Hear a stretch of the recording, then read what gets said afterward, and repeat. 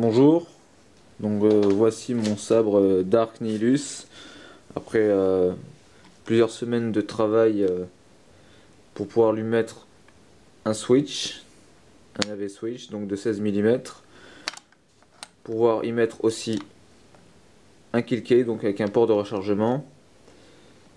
J'ai modifié le cover tech. À la base c'était un D-ring, donc j'ai laissé le D-ring parce que il est poinçonné à l'arrière, donc sinon ça ferait un peu plus moche. Et là j'ai rajouté donc un cover click mais vissable, ce qui permet en fait de maintenir le pommeau. Donc particularité, avant le sabre n'avait pas de son, donc là je vais rajouter une lame 24 pouces pour la démonstration. Alors on enlève.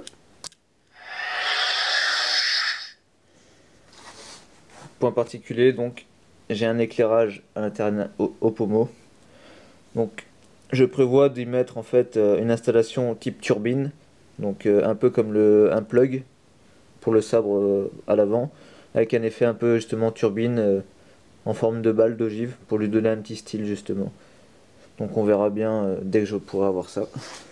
Donc là j'ai terminé le sabre. Le petit souci que j'ai eu, c'est au niveau de mon switch. À la base c'est un switch lumineux, donc je tourne en 3,7 volts et apparemment le réticule a cramé. Donc à l'installation j'ai remarqué une toute petite coupure et puis en testant sur un autre en fait ça ne s'allume pas.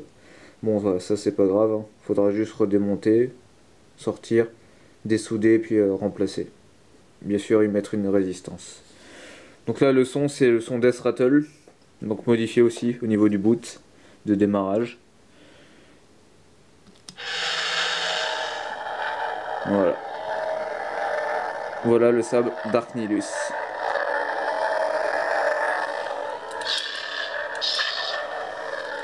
Donc la carte c'est une carte nano biscotte.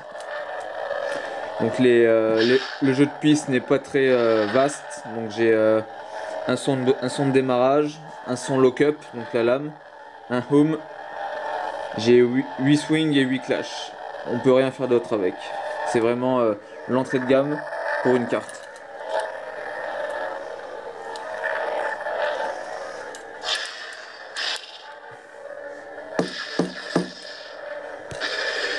Voilà. Je suis assez content du travail, le sabre est super bien.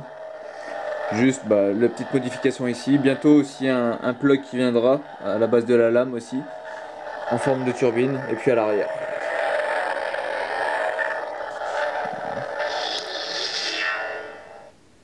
Voilà, merci à vous.